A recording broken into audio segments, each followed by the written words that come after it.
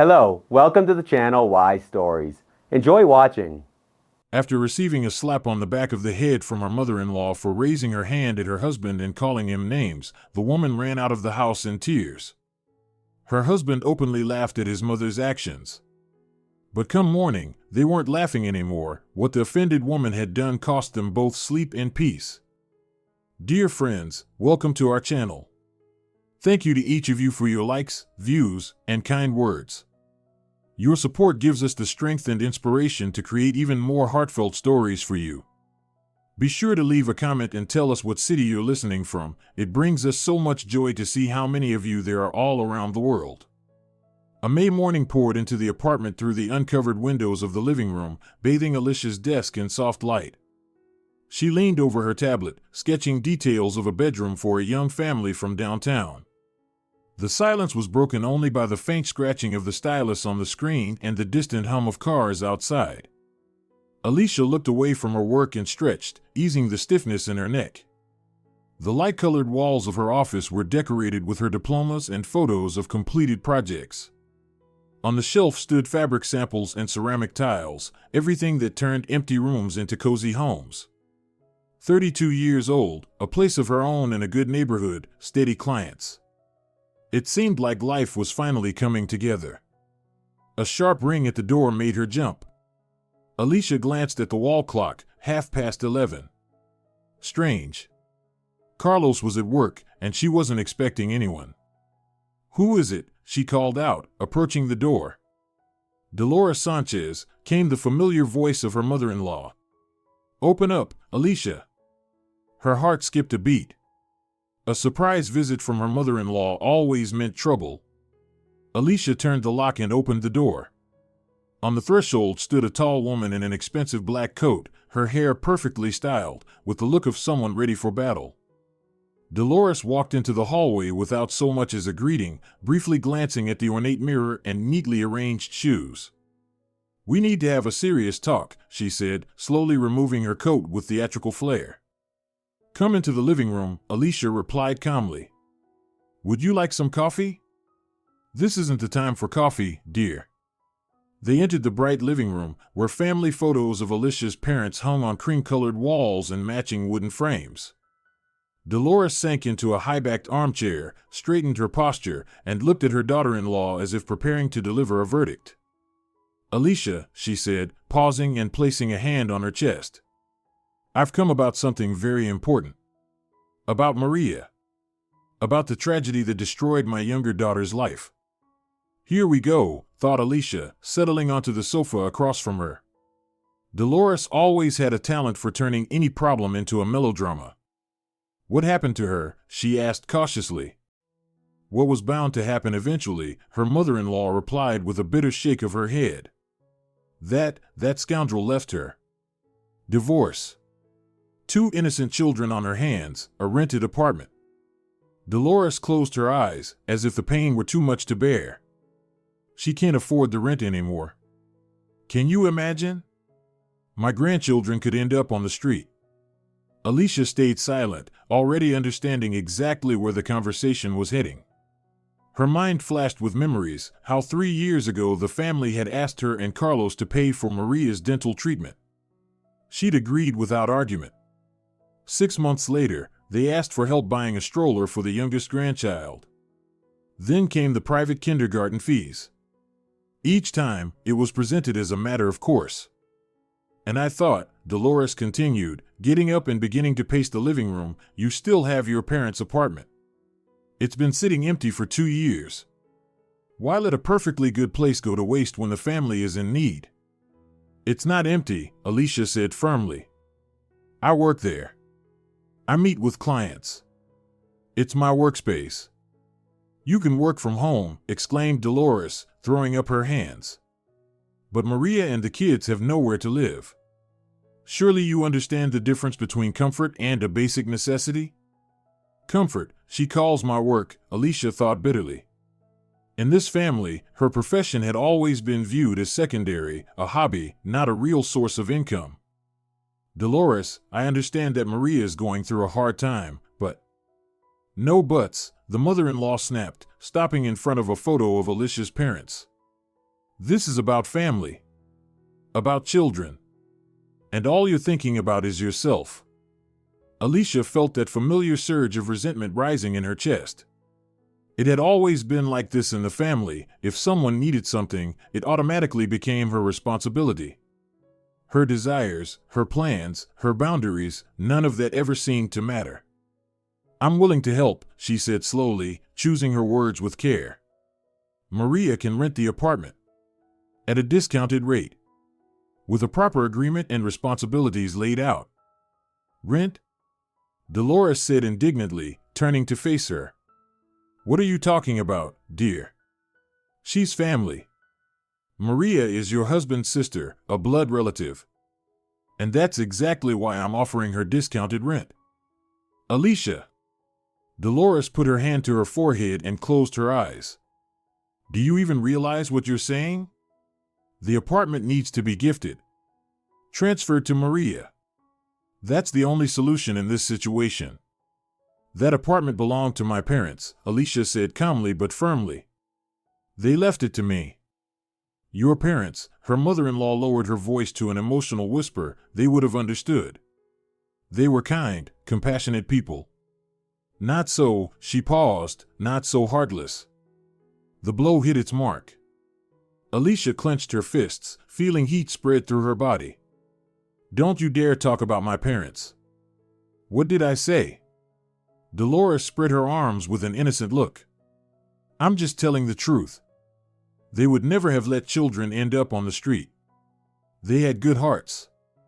So I have a bad one," Alicia thought painfully.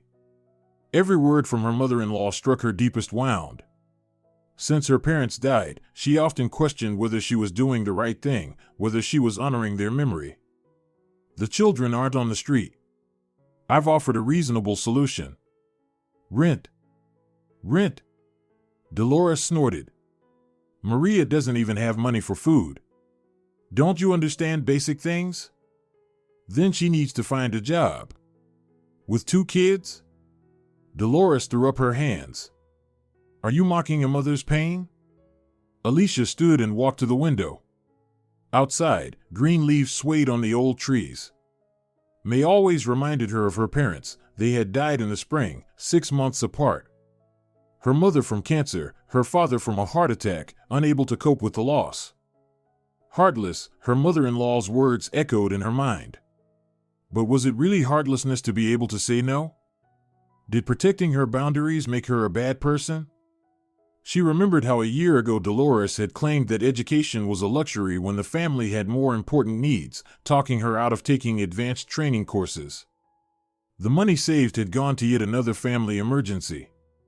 "Dolores," she said without turning around, "I'm willing to help Maria. But on my terms. Rent, a contract, and responsibility for the condition of the apartment." "Terms?" Dolores shrieked. "What terms? This is family. Not strangers. And exactly because it's family, everything should be fair and transparent." Dolores stepped right up to her. In the mirror on the wall, Alicia could see her mother-in-law's face twisted with rage. "You know what, dear?" Dolores hissed. "I always knew you were selfish. Carlos could have done better. Someone kinder. Much kinder." Alicia spun around sharply. Something snapped inside her chest, and the pain was replaced by icy resolve. "This conversation is over. My offer stands, reduced rent. I'll find a way to make you give up that apartment." Dolores shouted as she headed toward the door. "You'll regret this decision. You'll learn what it means to go against the family." The slam of the front door echoed like a blow to her temples. Alicia sank into the armchair her mother-in-law had just vacated and closed her eyes. The apartment was quiet again, but the peace had been shattered. She sat still, trying to process what had just happened. Selfish, heartless, against the family, each word left a scratch on her soul. But somewhere deep inside, a quiet realization was growing. For the first time in her life, she hadn't allowed herself to be manipulated. For the first time, she had said a firm no. Alicia walked over to the cabinet and pulled out a photo album. There was her mother, smiling from the kitchen, holding a freshly baked loaf of bread. Her father, reading the newspaper in the same armchair Dolores had just stormed out of. They truly had been kind people. But they had also taught their daughter never to let others walk all over her. Why do I always have to give in, she wondered, flipping through the pages. Why do my wants and boundaries never matter? Does love really mean total self-sacrifice? Her parents had never demanded sacrifices from her. They had supported her choice of profession, celebrated her achievements, and taught her to be not obedient, but strong. Be kind, but never let yourself be used, her father used to say. How had she forgotten those words? Her phone rang. Carlos's name lit up on the screen. Alicia, sweetheart, his voice was cautious, carrying that special diplomatic tone he reserved for tricky situations. Mom called me. She said you two talked about Maria. Maybe we could sit down and calmly discuss everything? Talked is a generous word, Alicia replied tiredly. Look, I know this is a tough situation. Let's figure it out together. Maybe we can find a compromise that works for everyone. Carlos, I already offered a compromise. Discounted rent. But Mom's right, Maria really doesn't have any money. Please understand my position, I'm stuck in the middle. Then let your mother help her, Alicia said. Alicia, don't be so harsh. This is family. We have to stick together. She felt a painful tightness in her chest. Even her husband didn't understand her point of view. He couldn't see the difference between offering help and being pressured into it. I'll be waiting for you at home. We'll talk calmly when you're free. All right. I'll try to come home early.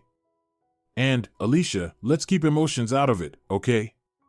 After the call, she sat in silence for a long time, thinking about everything that had happened. The late spring light grew paler, casting long shadows across the parquet floor.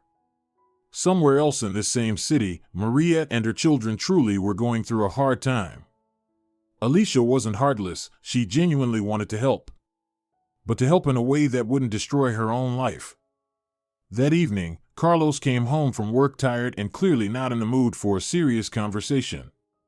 He kissed his wife on the cheek and walked into the kitchen, where dinner was waiting on the stove.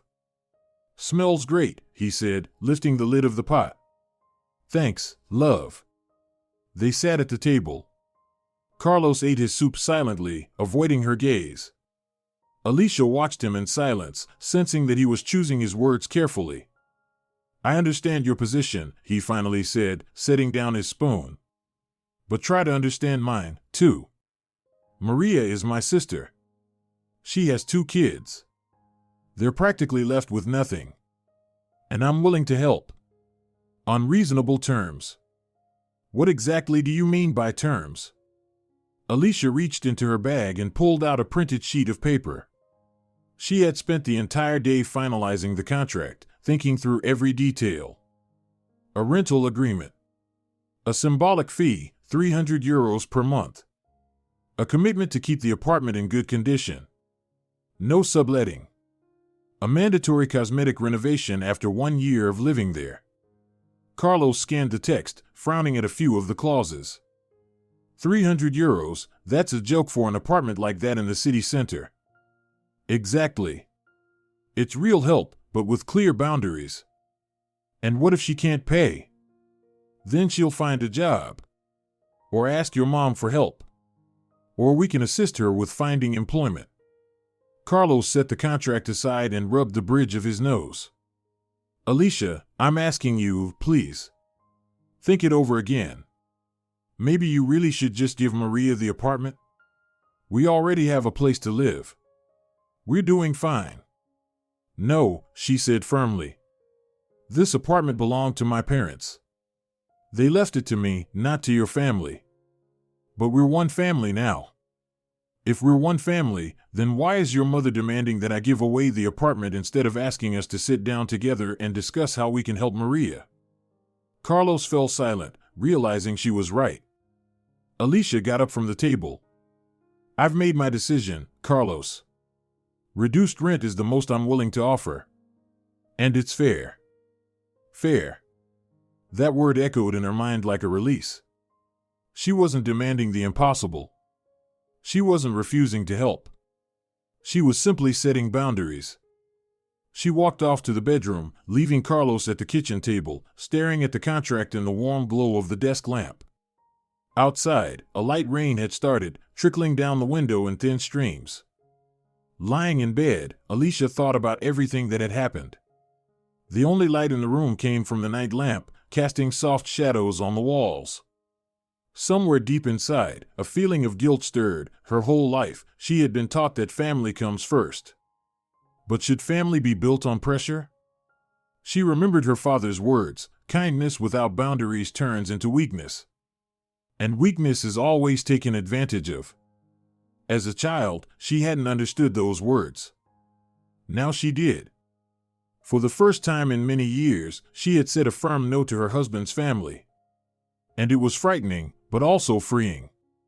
It felt as though an invisible weight of long-standing obligations and expectations had finally lifted from her shoulders. Outside, the rain tapped against the window, but inside Alicia, despite the anxiety, a steady sense of clarity had taken root. She had done the right thing. The boundaries had been drawn. Tomorrow, she would begin defending them. Wednesday came gray and rainy. Alicia sat in her home office, trying to focus on a new project, a child's bedroom for a family from downtown.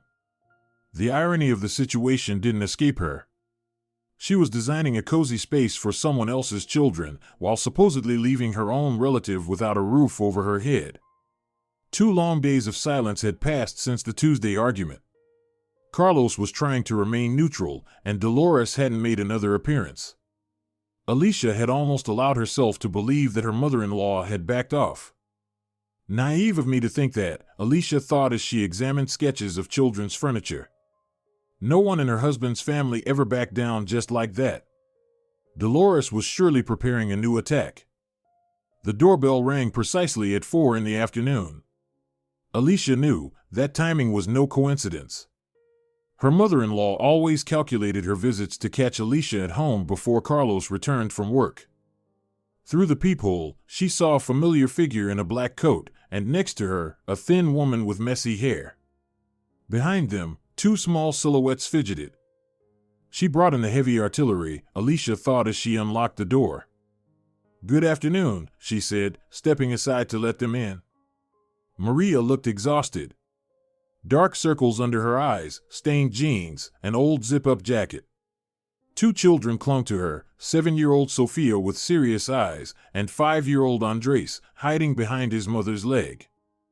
"Alicia, dear," Dolores said, removing her coat with exaggerated formality, "I brought Maria. Let her tell you herself about her horrifying situation." They entered the living room. The children settled on the couch, curiously taking in the unfamiliar surroundings. Maria sat beside them, nervously fidgeting with her purse strap. Dolores claimed the same chair as yesterday, as if it were a throne. Alicia brought hot chocolate and cookies for the children. "Alicia," Maria began, her voice trembling, "I know we haven't talked much. But now I have nowhere to go. Absolutely nowhere." Her voice sounded genuinely desperate. Alicia felt a pang of sympathy but forced herself to stay firm. "Tell me more. What happened?" "Roberto, my ex-husband." Maria drew a shaky breath. "He disappeared 3 months ago. Just packed up and left. Turns out there were debts on the apartment. Big ones." Interesting, Alicia thought. On Tuesday it was just a divorce. Now there are debts too. With her designer's trained eye, she assessed her sister-in-law, wrinkled clothes, tired face, disoriented. A person who had lost control of her life. "What kind of debts?" she asked. Maria glanced awkwardly at her mother. "Well, a car loan, some for home renovations. Consumer loans. The bank is demanding repayment, and I have no money. They could seize the apartment in a month. Did you have a job?" "I stayed home with the kids for 10 years. Roberto had a good income, and we thought that was the right choice." 10 years without a job, Alicia thought. And now she wants all the problems to magically solve themselves. Dolores jumped in, placing a hand over her chest. Alicia, dear. I didn't sleep all night thinking about those poor children. Can you imagine? My grandchildren could end up on the street. It's unthinkable in a civilized society. Dolores, Alicia said calmly, let's talk about an actual solution to the problem. She took out a folder and placed it on the coffee table. I have a rental agreement ready. €300 a month for a 2-bedroom apartment in the city center. That's practically charity. Dolores didn't even look at the documents. Alicia. What rent between relatives? This is about family. About a roof over the heads of innocent children. And because it's about family, everything should be fair and official. Maria hesitantly picked up the contract and began reading it, mouthing the words. The children quietly munched on cookies, watching the adults with cautious eyes. There are a lot of clauses here, Maria said, uneasy. About repairs and keeping the place tidy. I don't really understand all of it. Nothing complicated, Alicia explained patiently. Keep the apartment clean, don't damage the furniture, and do some cosmetic repairs after a year. And if I don't have the money for repairs? Then you'll find a job. The kids are in school and daycare, you'll have time. Maria looked helplessly at her mother, seeking support. Mama, what do you think? I think it's outrageous. Dolores exclaimed. Forcing a desperate woman to sign such exploitative contracts. Exploitative, Alicia thought bitterly. She calls €300 for an apartment worth hundreds of thousands exploitative. I need to think about it, Maria said uncertainly. What's there to think about? Her mother objected. Alicia should just give you the apartment. Freely. Like family. Alicia could feel her patience running out. Thoughts raced through her mind. Why am I supposed to solve other people's problems? Why didn't Maria work for 10 years? Why does no one see the fairness in what I'm offering? Fine, she said firmly. Maria, you have 24 hours to decide. I expect your answer tomorrow. Can we skip the deposit? Her sister-in-law asked timidly. I have no money at all. The first month, no deposit. But from the second month onward, strictly by the contract. Dolores got up from her chair and threw her hands into the air theatrically. There. You see? She's even demanding a deposit from her own family. The children looked at their grandmother warily. Sophia whispered, Mama, where are we going to live? I don't know yet, sweetheart, Maria replied wearily. Alicia felt a pang of sympathy as she looked at the children's faces. But her father's words echoed in her mind. Kindness without boundaries turns into weakness. The decision is yours, Maria, she said. The terms are fair. After the guests had left, Alicia sat in the now empty living room, going over her doubts. Was she doing the right thing? Maybe her mother-in-law was right, maybe family mattered more than formalities. But then she remembered the professional development courses she had to give up last year because of another family request. She remembered how no one cared about her opinion when it came to buying a stroller for the grandson. The next day, Alicia spent in anxious anticipation. By evening, her nerves were fraying.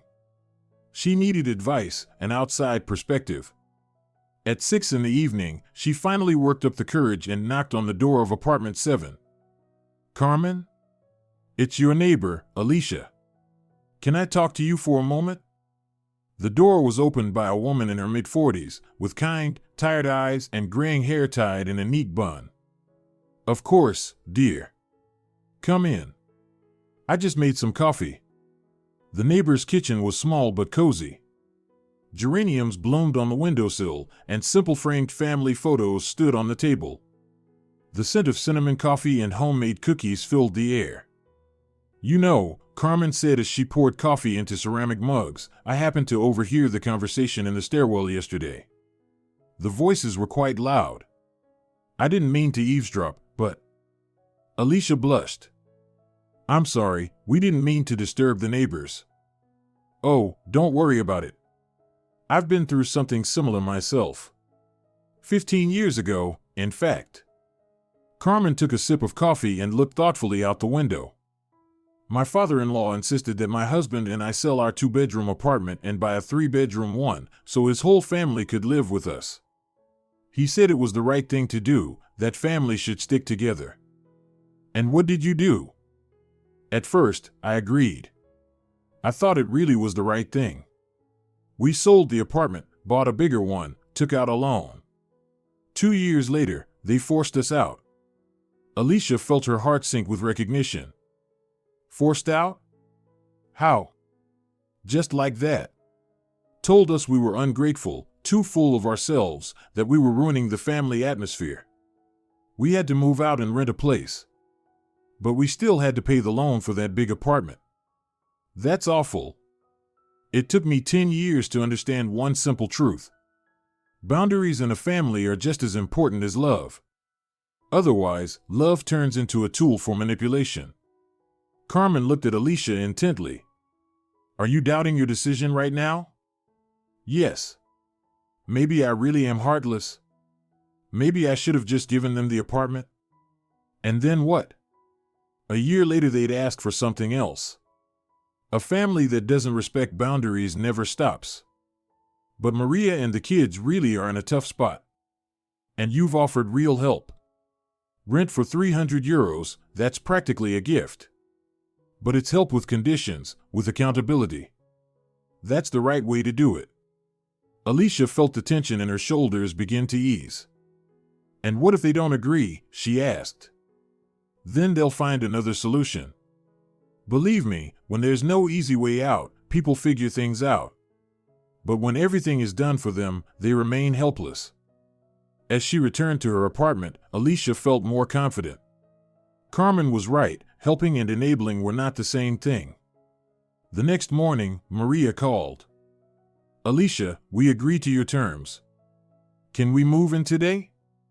Of course. I have the keys ready. By 2 p.m., a moving truck arrived at the building.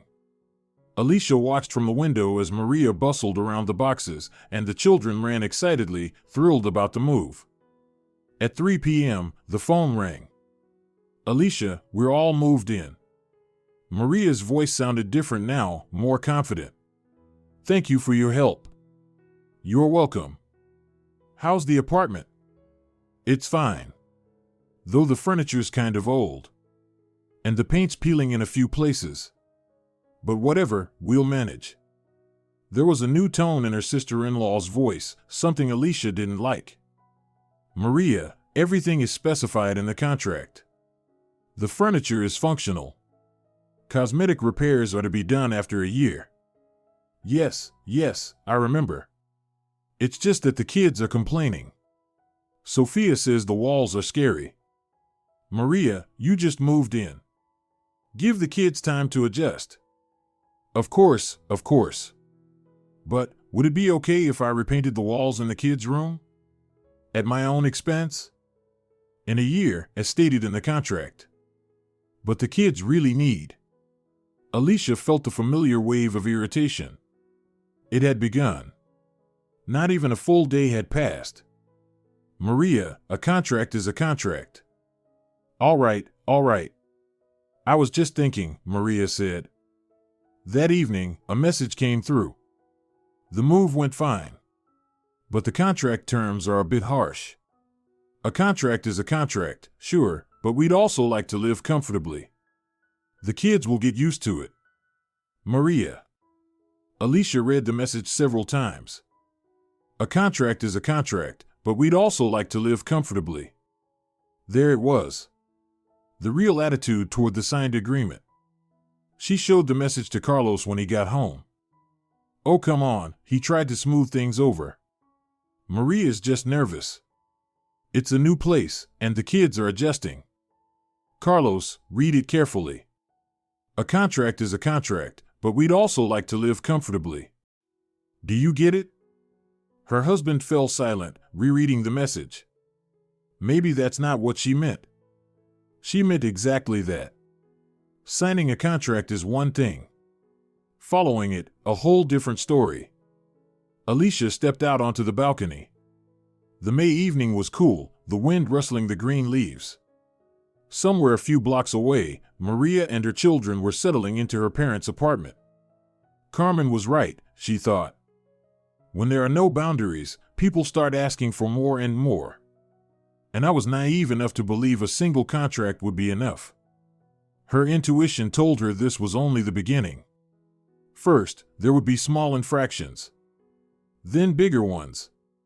And eventually, Maria and Dolores would claim Alicia herself was to blame for the conflict.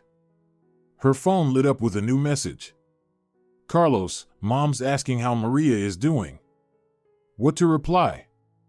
Alicia typed. Tell her, everything is according to the contract.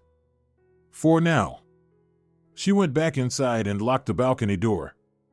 Tomorrow would bring a new day, and then she'd see whether problems would start as quickly as she feared. But Maria's message left little doubt. A contract is a contract, but we'd also like to live comfortably. Alicia already knew exactly what that meant. The morning started with an unpleasant call. Alicia hadn't even had breakfast when the phone rang. Alicia Moreno, came a flustered female voice. This is Isabella Contreras, from apartment 23. We live right below your parents' apartment. Yes, I'm listening, Alicia said. We have a problem. The new tenants are very noisy. Last night the music was blasting until almost midnight, and the kids were running around. We knocked on the ceiling, didn't help. Alicia sat in her kitchen, thinking over the call. Was I really naive to believe a contract could change people? Kept echoing in her mind. Maria had spent her whole life relying on someone else to solve her problems. First her parents, then her husband. And now she wanted to shift everything onto Alicia. What if I am being too demanding? Maybe it's normal for kids to make noise until midnight. But then where's the line between understanding and enabling? I'll talk to them. I'm sorry for the inconvenience. Please do.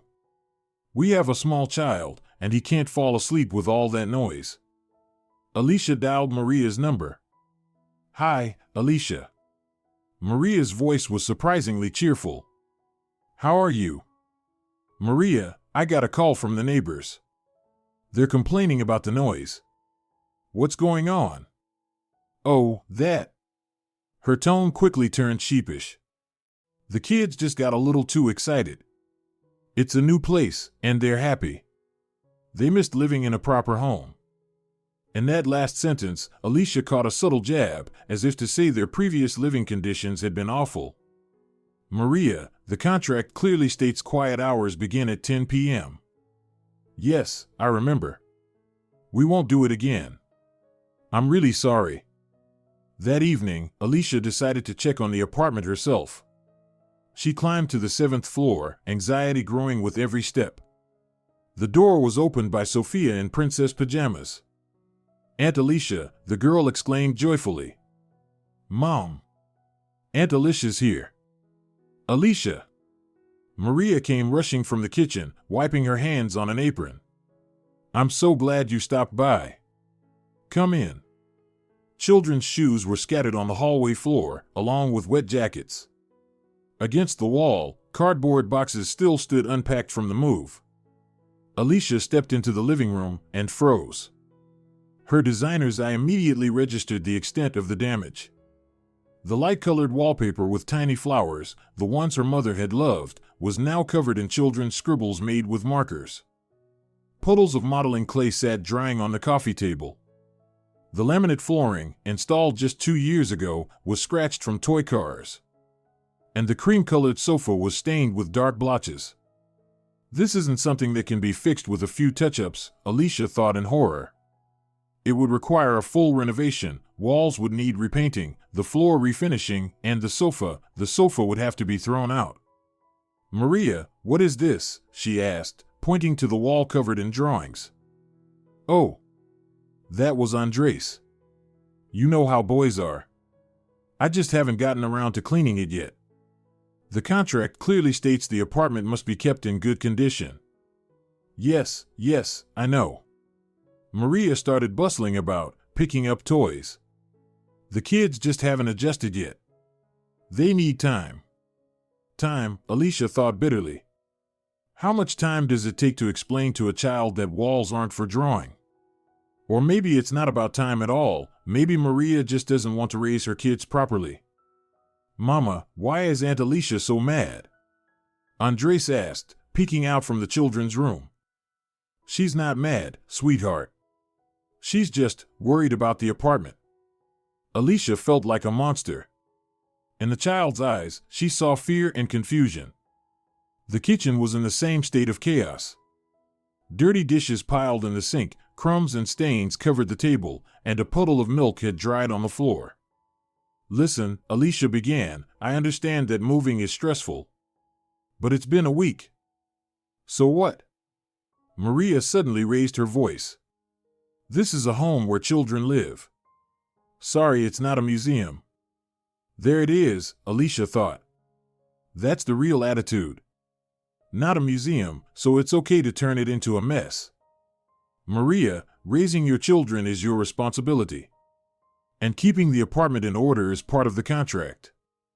Easy for you to say, you don't have kids, her sister-in-law snapped back. The blow landed squarely. Alicia felt her insides clench from the pain. The next morning, a call came from the property management company. Alicia Moreno? This is Patricia Ramirez, the property manager for the building on Flores Street. We have a problem with apartment number 42. What kind of problem? The tenants are violating property rules. Blocking the garbage chute, leaving a stroller in the hallway. The neighbors are complaining. Now the property manager too, Alicia thought wearily. After the call, she sat in her chair for a long time, eyes closed. 1 week. Just 1 week had passed, and already there were so many problems. Doubts gnawed at her. Maybe she was being too picky. Maybe she should have just given Maria the apartment and spared herself the headache. But then what about tomorrow? Dolores would come up with new family needs, and she'd have to sacrifice her interests all over again. Carmen's words echoed in her mind. When there are no boundaries, family keeps asking for more and more. And now Maria was already hinting that it would have been better if she had simply been given the apartment. Carlos came home from work looking grim. Mom called, he said, taking off his blazer. She says you argued with Maria. I talked to her about respecting the contract. Alicia, can't you be a little more understanding? Maria's under stress, the kids are adjusting. Him too, Alicia thought, heart sinking. Even my husband thinks I'm the problem. To everyone, I've become the evil stepmother who won't let the poor children live freely. Carlos, I've seen the apartment. It's a disaster. Maybe we can help them clean? Hire a cleaning service? For what? So Maria gets used to others cleaning up after her? They argued. For the first time in their marriage, they truly fought. The second visit came as an even greater shock. Alicia went to the apartment in the morning, assuming the kids would be in school and daycare. Maria opened the door wearing a faded bathrobe. Oh. Alicia. She looked flustered. You're early. The kids aren't in school? Sophia's a bit under the weather. And I didn't take Andres, figured he could stay with his sister. The living room scene surpassed Alicia's worst expectations. To the previous artworks on the walls, new masterpieces had been added. The laminate was coated in a sticky film from spilled juice. A huge brown stain had appeared on the carpet. Alicia instinctively started calculating the damage with her designer's trained eye. The ruined walls would need to be fully repainted. The laminate had to be replaced. The carpet, thrown out. The cost of restoration, several thousand euros. What is that on the floor? She asked. Juice. I spilled some and didn't get a chance to wipe it up. Didn't get a chance to clean up spilled juice by 10 in the morning, Alicia thought bitterly. You have 2 weeks to get the apartment in order, she said firmly. Otherwise, we'll terminate the contract. Terminate? Maria gasped. You're going to throw us out? We're family. The ultimate card, Alicia thought. When they want something, they remember their family. When they have to take responsibility, they forget. Outside in the courtyard, Alicia ran into Andres. The boy was playing with a toy car near the sandbox. "Hi, Aunt Alicia," he waved cheerfully. "Hi, Andres. How are you?" "Good. You know, Mama says you're mean. But you're not mean, right?" His words cut straight to her heart. "Mama says you're mean." So Maria was already turning the kids against her, painting herself as the victim. "Do you help your mom clean up?" "No." "Why?" "Mama says that's not for kids." "Mama says cleaning is boring," echoed in Alicia's mind. There it was, pure, unfiltered irresponsibility being passed down. She remembered herself at 5 years old.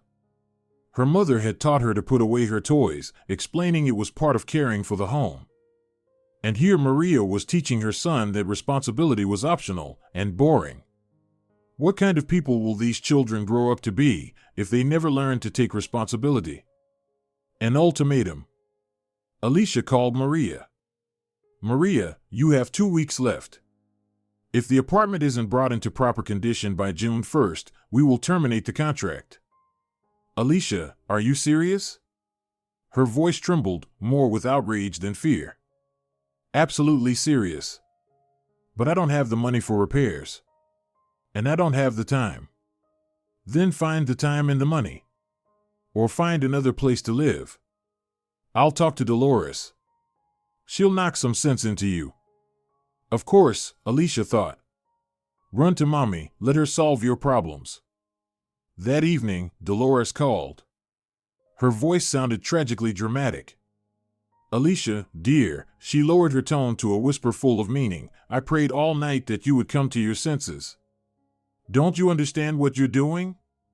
These are children. Innocent little souls. Maintaining cleanliness in an apartment is a reasonable expectation. With 2 kids, it's impossible. You've never been a mother. What would you know?" Another blow to the most sensitive spot. Dolores always knew how to strike where it hurt most. Then maybe Maria should have thought about responsibility before having children. "How dare you?" Dolores screeched. Children are a blessing, not a reason for reproach. Children are a responsibility. And if Maria isn't ready to carry it, the problem isn't the children. "I'll find a way to make you give up these absurd demands."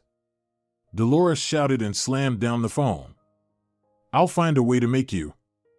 Those words wouldn't leave Alicia's mind. What did her mother-in-law mean? Over the years, her husband's family had built a whole arsenal of pressure tactics, emotional blackmail, threats, manipulating through Carlos. But this time, Dolores sounded different, more certain, as if she had a real trump card. That evening, when Carlos came home from work, Alicia told him about the conversation with his mother. "Alicia," he said tiredly, "maybe we really should give Maria more time?" "Carlos, it's already been 3 weeks. The apartment has only gotten worse. But the kids are still adjusting. This isn't about the kids. It's about the fact that Maria refuses to take responsibility." Carlos remained silent. He knew his wife was right but didn't want to admit it. Family loyalty outweighed fairness. That night, Alicia lay awake, replaying the events of the past few weeks in her mind. What should I do? If I back down now, it'll send a clear message: contracts don't matter. But if I stick to my principles, they'll label me heartless. Somewhere in a nearby neighborhood, Maria was probably also lying awake, trying to figure out how to get out of the situation. And Dolores was surely already planning her next move. There had been something in her voice today, a confidence that made it seem like she knew something Alicia didn't. A family war, that's exactly what it had become. A war for the right to have boundaries in your own life. A war between responsibility and indulgence. And it was still unclear who would win. Outside, the night city buzzed, full of people with their own problems and conflicts. But Alicia felt as if she were the only one still awake, defending the principles she was beginning to doubt herself.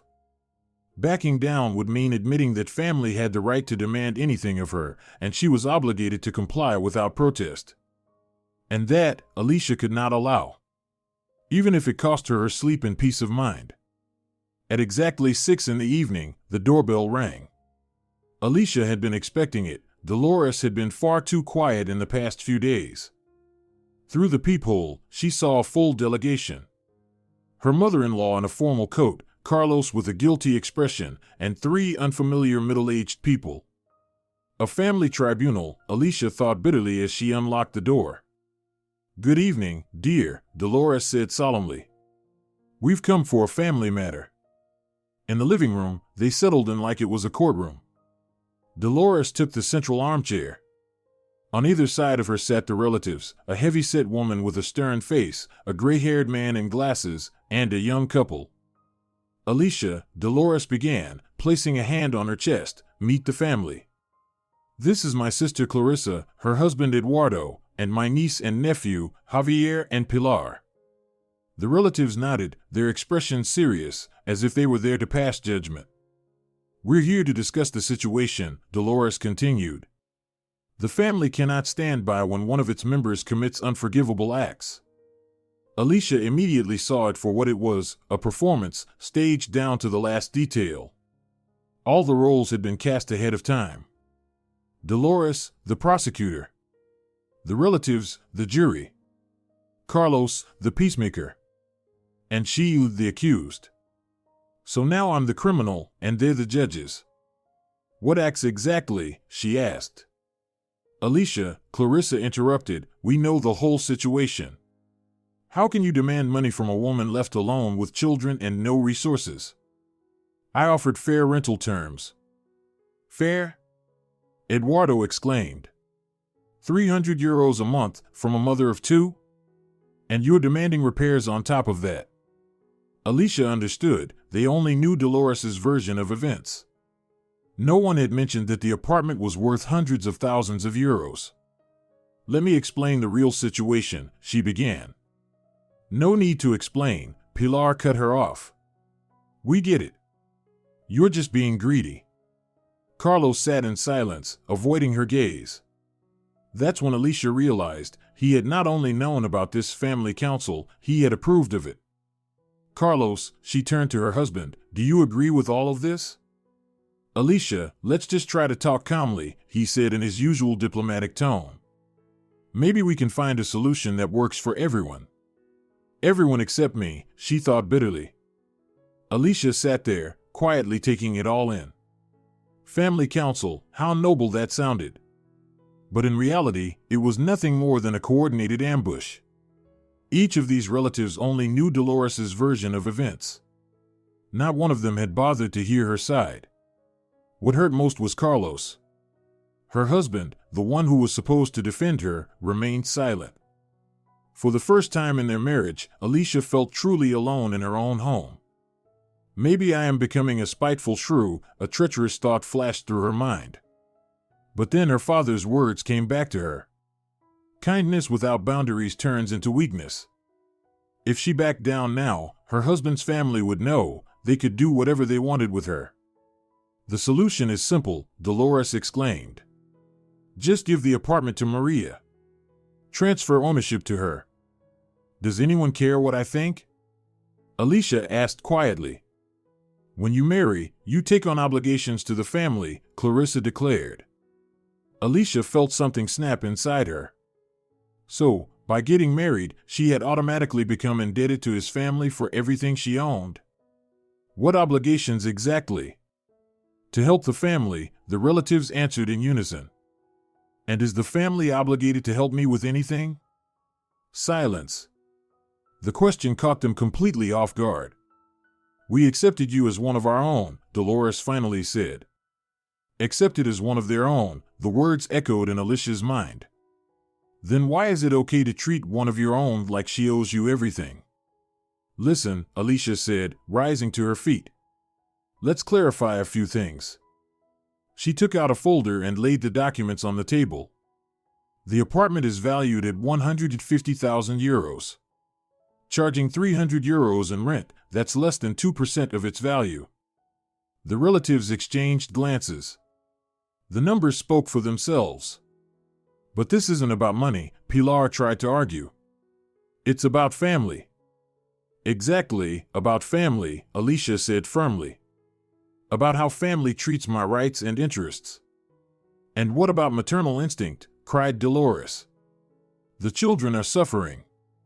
Maternal instinct means a mother takes responsibility for her children, not passing that responsibility on to others. How dare you accuse Maria? Dolores flared up. I'm stating facts.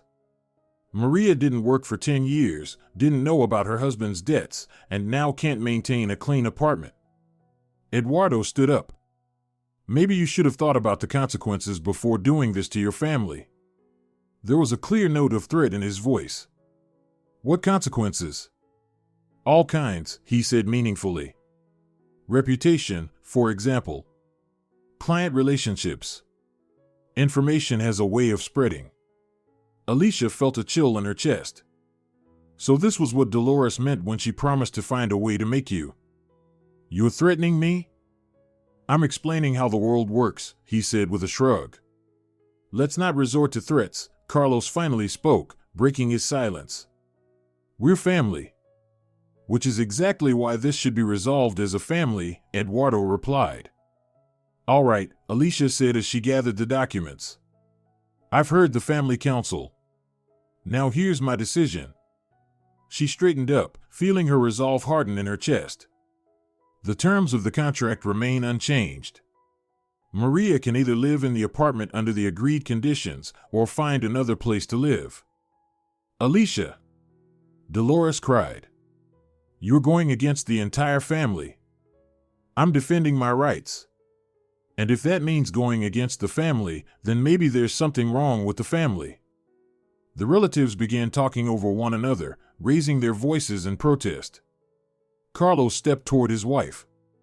Alicia, let's talk in private. About what? You already made your choice when you invited them here without my consent. I just wanted you to hear the family's point of view. I heard it. The family believes I owe them my apartment. And no one cares what I think. Look around, do you see one person here standing up for me? Carlos said nothing, knowing she was right. Dolores rose from her chair like an offended queen. Alicia, she said in a tragic tone, I hoped your conscience would awaken. But you've chosen money over family. I've chosen fairness over manipulation. Time will tell if you've chosen wisely, her mother-in-law said ominously, and left. On Tuesday morning, Alicia got a call from Carmen. Alicia, may I stop by? I have a proposal. Half an hour later, the neighbor was sitting in her kitchen. I heard voices yesterday, she said. A family council? They judged me for being greedy, Alicia said with a bitter smile. And your decision? I didn't give in. The terms stay the same. Good. But now they'll try to break you in other ways. What kinds of things? Pressure through your job, gossip. People like that have a whole arsenal. What should I do? Stand your ground. And if you ever need a witness, I'm here. On Wednesday evening, the worst happened. Maria threw a full-blown party in the apartment. Alicia went up to the 7th floor and heard loud music, laughter, voices. Light seeped out from under the door, and the smell of alcohol hung in the air. The door was opened by an unfamiliar young woman holding a wine glass. And you are? I'm the owner of this apartment. Where's Maria? Maria appeared, disheveled, eyes shining. Alicia! Come in, we're celebrating the housewarming. Celebrating what, exactly? Finally having a proper place to live. Wanted to introduce our friends to the new home. Behind her, Alicia could see a crowd of people. Some were dancing, others smoking on the balcony. Bottles and cigarette butts littered the floor. Alicia looked around at the devastation in her parents' apartment. In the living room, puddles of wine stained the laminate floor. Ashes were mixed with food scraps. The once elegant curtains now hung like filthy rags. Maria, where are the kids? Asleep in the children's room. Don't worry. Asleep with this kind of noise? Alicia thought in horror. This is a violation of the agreement. Parties are not allowed. Parties? Maria tried to focus. These are just friends. They're supporting me. The contract clearly states, no loud gatherings. Alicia, don't be such a bore. Live and let live. A crash echoed from the living room. Someone had broken something. As she walked down the stairs, Alicia felt her hands trembling. The scene had exceeded her worst expectations. Drunk strangers in her parents' home, children trying to sleep through blaring music, broken dishes. It was an insult to her parents' memory. She imagined how horrified her mother and father would have been to see their home turned into this. The memory of her parents was all she had left, and Maria had turned that memory into a mockery. That's it, she said, returning to the door. I expect you tomorrow to terminate the contract. What? Over one party? Over repeated violations of the contract and total disrespect for the memory of my parents. On Thursday morning, Alicia went to a lawyer. The papers were ready by lunchtime. Come sign the termination papers, she told Maria over the phone. Let's talk. I'll change, I promise. Too late. You have 1 week to vacate the apartment. That evening, Carlos called. Alicia, what are you doing? Mom is hysterical. I'm enforcing the terms of the contract. This is family. You're either with me or against me. I'm not against you. Then support my decision. A long pause. All right. But this will change things in the family forever. I'm ready for that. By evening, all the court documents were prepared.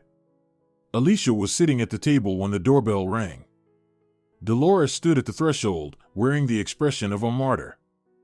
Alicia, she said in a broken voice, I've come one last time. I'm begging you, reconsider. My decision is final. What if I cover all the expenses? Dolores asked. I'll pay for the apartment. And how long will that last? As long as needed. And what guarantees that Maria will ever want to become independent if everything keeps being done for her? Dolores realized persuasion wouldn't work. Fine, she said, changing her tone. Then be prepared for the consequences. By tomorrow, the whole neighborhood will know the truth about you. All your clients, all your contacts. Is that a threat? It's a warning. The story of how you kicked a family with children out, that's going public. Alicia felt a chill run through her. Dolores was right, most people would only hear one side of the story. And that version would make her look like a monster. Do what you want. My decision won't change. We'll see, her mother-in-law replied with a sinister smile and walked out. Alicia sat for a long time, slowly realizing the scale of the battle ahead. Tomorrow, Dolores would use every connection she had to ruin her reputation. But it was too late to back down now. The principles Alicia was fighting for were too important. Tomorrow they'll find out what my convictions are worth, she thought. And for the first time, she felt truly afraid. The morning began with a call from the court clerk. Alicia Moreno? A court hearing has been scheduled for 10 a.m. case regarding termination of the lease agreement. Alicia put on a sharp navy blue suit, the same one she had worn for her thesis defense. Today, she would be defending something far more important, her right to personal boundaries. The courtroom greeted her with institutional chill and the scent of old furniture. High ceilings, stern portraits on the walls, the creak of laminate underfoot, everything there underscored the seriousness of the moment. June light filtered faintly through dusty windows, casting dim patches on the wooden benches. At the defendant's table sat Maria, wearing a black dress. Next to her was Dolores, clearly positioned as moral support. They had a lawyer, a young man with a folder full of documents.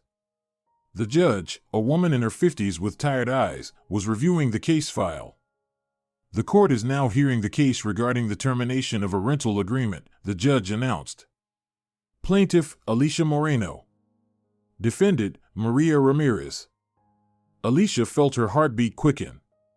Everything that had happened over the past few months had led to this moment.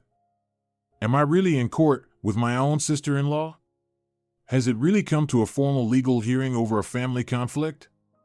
Plaintiff, please present the grounds for your claim. Alicia stood up, holding a folder of documents in her hands.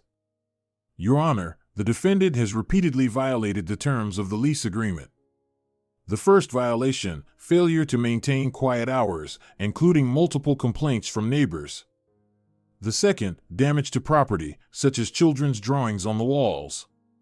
The third, hosting loud gatherings, in direct violation of Clause 4 of the agreement. Do you have evidence? Yes. Witness statements from neighbors, photographs of the damage, and a report from the property management company. The judge reviewed the documents. Maria's lawyer rose. Your Honor, my client is a mother of 2 minor children who was left without housing after a divorce. The plaintiff is demanding the impossible from a woman in a desperate situation. Here it comes, Alicia thought. Now I'm the evil stepmother again. Defendant, the judge turned to Maria. Do you have anything to say in your defense? Maria stood, dabbing her eyes with a tissue. I did violate a few terms, but I have 2 children. They need somewhere to live. I tried my best, but it didn't always work out. Sympathetic sighs echoed in the courtroom. Dolores nodded in support of her daughter. Plaintiff, the judge addressed Alicia again. Did you consider the defendant's social circumstances when drafting the lease? Your Honor, I offered rent at 1/10 of the market rate. That was significant assistance. But the expectations regarding the property were reasonable. Keep the apartment clean, don't damage the furnishings, and maintain quiet hours after 10 p.m. Alicia could feel the judge's questions tilting against her. Will even the court see me as cruel? Will the law not protect my right to have an agreement honored? But then the judge opened the folder containing the photographs, taken after the party. Defendant, how do you explain this? The judge asked sternly, holding up the photos of the wrecked apartment. Maria faltered. That, we had guests. A housewarming. The lease clearly prohibits loud gatherings. Did you read it? I did. But. No buts. Either you respect the contract, or you violate it. Dolores couldn't take it anymore and stood up.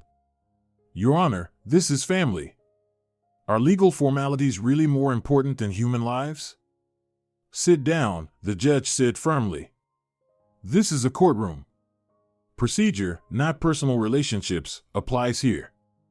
Alicia felt a wave of relief. Finally, someone was talking about rules, not emotions. The judge gave her ruling half an hour later. The lease is hereby terminated due to the fault of the defendant. The defendant has 2 weeks to vacate the premises. The judge's words echoed as if from a distance.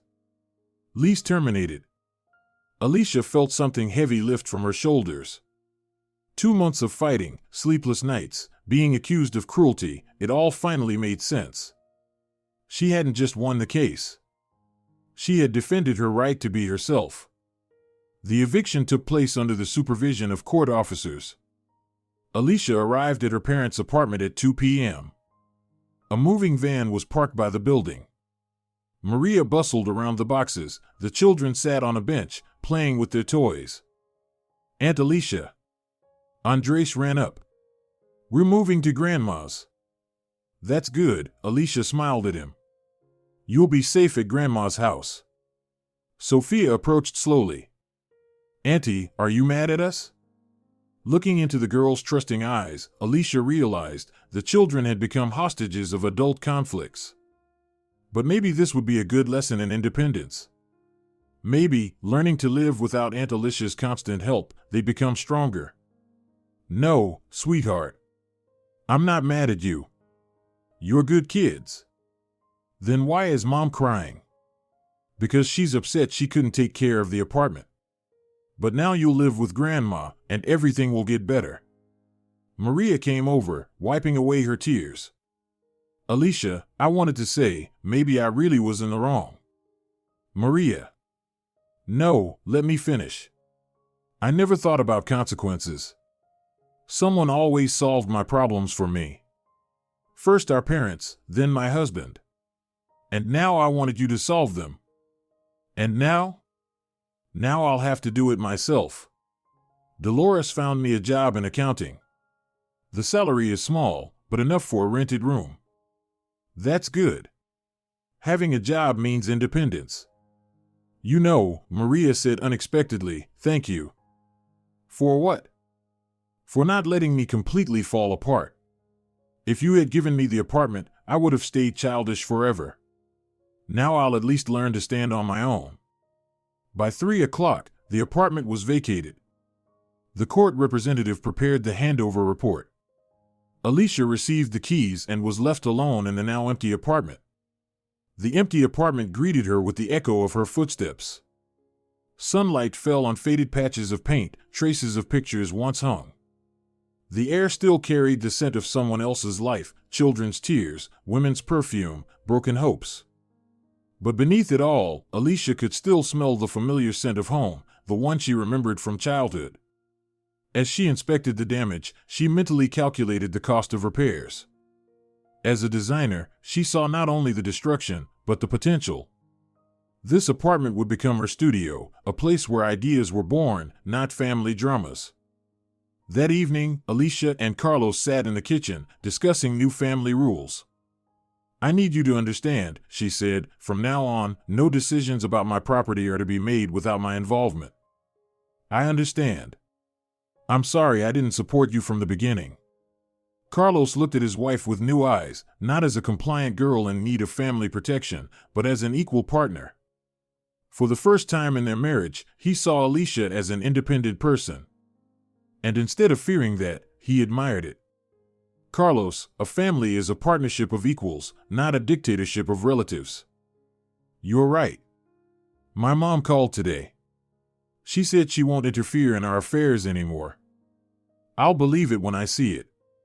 What about the apartment? Are you going to rent it out? Not yet. First I'll restore it, then decide. Maybe I'll keep it as a studio. Alicia felt that something had shifted in their relationship. Carlos no longer saw her as a younger sister who needed protection. Now, he saw a woman who could stand up for herself. Suddenly, Maria called. Alicia, can we meet? I want to say something. They met in a cafe near the office where Maria now worked. Her sister-in-law looked tired, but more mature. How's work? It's hard, but I'm managing. My colleagues are supportive, the boss is patient. You know what's the most surprising thing? What? I like it. I like solving problems, taking responsibility. Turns out I'm not as helpless as I thought. Of course you're not. You just never had the chance to realize it. Alicia, I wanted to say I'm sorry, and thank you. Thank me? For what? For forcing me to grow up? If you had given in back then, I would have stayed a child forever. But now, for the first time in my life, I'm earning my own money, solving my own problems. And it feels empowering. The kids have changed too. They're learning to clean up after themselves, help around the house. At first Dolores grumbled, but now she says she's proud of us. And how did she react to my win? You know, strangely enough, she said yesterday, maybe Alicia was right. Maybe I spoiled the kids too much. I respect people who know how to stand their ground. Alicia couldn't believe her ears. Dolores had admitted she was right. That evening, Carmen came to Alicia's with a bottle of wine. Congratulations on your victory. You handled it with dignity.